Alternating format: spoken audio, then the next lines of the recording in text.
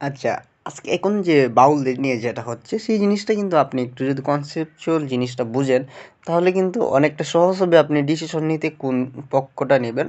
কারণ এটা নিয়ে আপনার ডিভাইড হয়ে রয়েছে।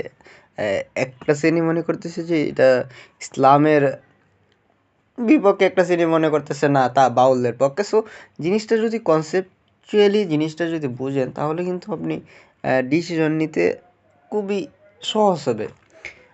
আমাদের পূর্বপুরুষ যারা ছিল, ধরেন ৫০০ থেকে শাহজালাল শাহপরাণ আসার পূর্ব পর্যন্ত আমরা কিন্তু সনাতন ধর্মাবলম্বী ছিলাম। আমাদের পূর্বপুরুষ যারা ছিল তারা কিন্তু সনাতন ধর্মাবলম্বী ছিল।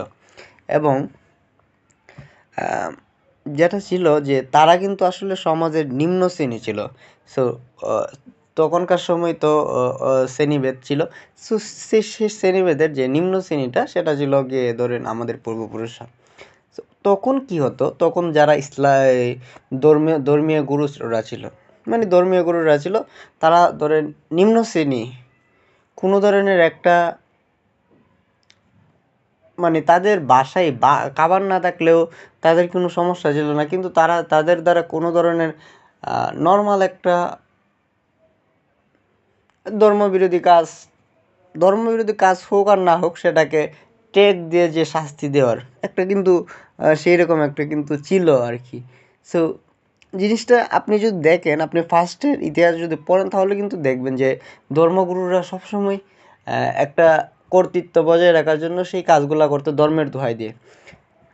এখন এটা আসলে আমাদের থেকে কিন্তু এটা হয়েই আসছে, আমাদের যে পূর্বপুরুষের রক্ত আমরা যেহেতু কনসেপচুয়ালি এটা কিন্তু আমরা ধারাবাহিকভাবে পেয়েছি। সো ফলাফলটা যেটা হয়েছে এখন, যে আমরা আসলে যারা ধর্মের নামে এরা এগুলো করে আর কি, একটা শ্রেণীকে যে তারা ধর্মদ্রোহী বলে যে ঘোষণাটা দেয়, এটা আসলে ইসলামের জন্য দেয় না, তাদের আসলে স্বভাবগতভাবেই ডিএনএগতভাবে এটা কিন্তু ধারাবাহিকভাবে চলে চলে আসছে এবং ভবিষ্যতেও এটা হবে।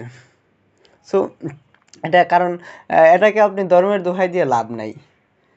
মানে খুবই সিম্পল একটা থিঙ্ক ভাই।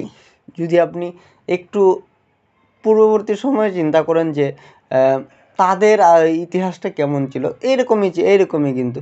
সো এখন তারা তারা অথবা আমরা যারা এই উত্তরসূরি, আমরা ওদেরও এই জিনিসটা আছে যে ধর্মের দোহাই দিয়ে যে একজনকে একটা স্বভাবত একটা হিউমিলিয়েট করা, অত্যাচার করার যে বিষয়টা, সেটা কিন্তু মানে আমাদের ডিএনএগতভাবে এটা রয়েছে। সো এখানে ধর্মের দোহাই দিয়ে যে জিনিসটা, সেটা কিন্তু আহ, প- প্রকৃতপক্ষে কার্যকর নয়। কারণ আপনি পৃথিবীর বহু দেশ আছে ইসলামিক, ভাই ৫৭টি দেশ আছে ভাই, আপনি কোন দেশের মধ্যে গিয়ে পাইলেন?